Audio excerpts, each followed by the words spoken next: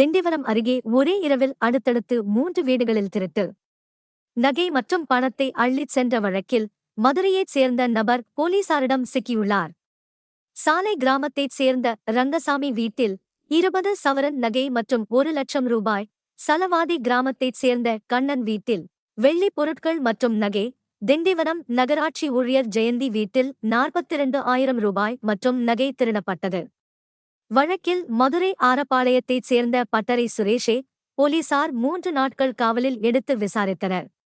விசாரணையில் திருடிய நகைகளை மதுரையில் விற்றது தெரியவந்ததாக போலீசார் தெரிவித்தனர். தொடர்ந்து 15 சவரன் நகை மற்றும் 48,000 ரூபாய் பறிமுதல் செய்யப்பட்டது. இந்த வழக்கில் மேலும் தொடர்புடையவர்கள் குறித்து விசாரணை நடைபெற்று வருகிறது. மேலும் செய்திகளுக்கு திண்டிவனம் செய்திகள் சேனலை சப்ஸ்கிரைப் பண்ணுங்க.